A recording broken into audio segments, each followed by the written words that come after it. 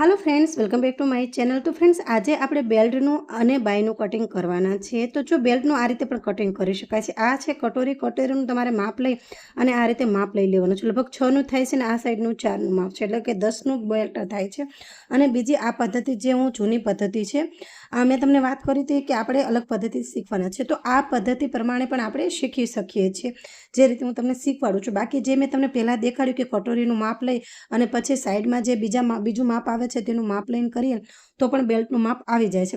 કારણ કે આ પદ્ધતિમાં છે ને ઘણીવાર મારે બેલ્ટનું માપ રહે ને એ ઓછું પડતું હોય છે, જેના કારણે ઉમેરવું પડે છે। તો તમે આ રીતે પણ બેલ્ટનું માપ લઈ શકો છો। હવે છે ને એક માપ ટૂંકું હોય ને એક માપ વધારે હોય છે, તો આ સાઈડનું હંમેશા જે આપણે ગાજપટ્ટી સાઈડનું માપ છે ને એ થોડુંક મોટું હોય છે નીચેનું માપ લેવા કરતાં। તો આ માપ છે ને 4નું આવ્યું છે ને ઓલું માપ છે ને 3.5નું હોય છે, એટલે કે અડધો ઇંચ છે ને એ વધારે છે। બસ બેલ્ટ આખા બ્લાઉઝમાં ને બેલ્ટનું કટિંગ કરવું અને બેલ્ટનું માપ લેવું એકદમ સરળ છે અને સિમ્પલ છે અને ઘડીકમાં આવડી જાય।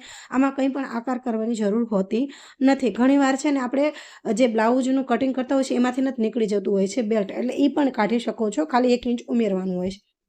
હવે શું કરવાનું છે ફ્રેન્ડ્સ, હવે આપણે બાયનું કટિંગ કરતાં શીખવાના છે।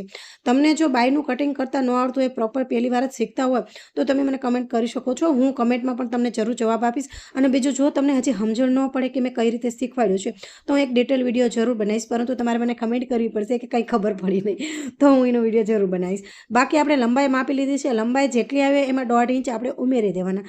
હવે 1.5 ઇંચ શેના ઉમેરવાના છે કે આપણે છે ને એમાં શું કરવાનું છે, વાળવા માટેનું ભાગ લેવાનું છે। એટલે પછી આ ભાગ જે ખુલ્લો આવતો અહીંયા ખુલ્લા ભાગનું લઈ અને જે ફિટિંગ માપ આવે એક અહીંયા અને જે છેલ્લું માપ આવતું હોય છે તે અડધો ઇંચ આપણે એક્સ્ટ્રા લઈશું। શા કારણે? કારણ કે આપણે જે કાપડ હોય છે તેને વાળવા માટે જોતું હોય છે, એ કારણોસર। પછી અહીંથી માપ લેવાનું છે, 3.5 આવ્યું છે, 3.5ની અંદર આપણે 1.5 ઇંચ ઉમેરવાનું છે। 1.5 ઇંચ શેનું ઉમેરવાનું છે? વાળવા માટેનું ઉમેરવાનું છે।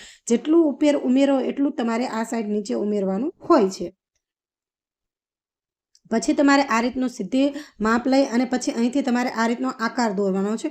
આ આકાર છે ને હું મોસ્ટ ઓફ છે ને માછલી આકાર કહેતી હોઉં છું, તમે એ વાતનું ધ્યાન રાખી લેજો। અને પછી આપણે જે આકાર દોરશું તે આકાર છે માછલી આકાર, એટલે કે 2 માછલી આકાર હોય છે। પણ આ રીતે માપ લઈ પછી જે ફિટિંગ માપ આવે ને, જો આ પેલું ફિટિંગ માપ આવે ને અહીંયા તમારે આ રીતનું લાઈન કરી નાખવાનું, થોડું એક્સ્ટ્રા જે આપણે બધું લેવાનું હોય છે તે।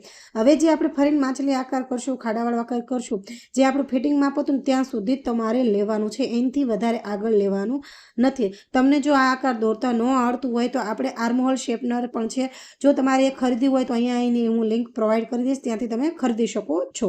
તો ચોક્કસ ખરીદજો, એકદમ સરળતાથી છે ને આર્મહોલનો શેપ આવી જાય છે, કંઈ પણ તકલીફ પડતી નથી। તો જે લોકોને આર્મહોલનો શેપ ન બનાવતા આવડતું હોય તો એ આર્મહોલનો શેપ અહીંથી ખરીદી શકે છે અને આર્મહોલનો શેપ બનાવી શકે છે।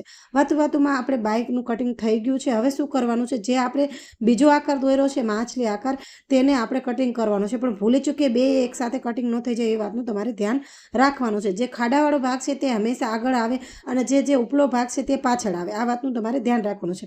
તો 1 થી 5 ભાગનું કટિંગ થઈ ગયું છે। 1 થી 3 ભાગનું કટિંગ મેં આ પહેલાંના વિડીયોમાં મેં જરૂર શેર કર્યું છે, જરૂર જોઈ લેજો, કારણ કે આની કટોરી છે ને એકદમ અલગ રીતે મેં શીખવાડી છે।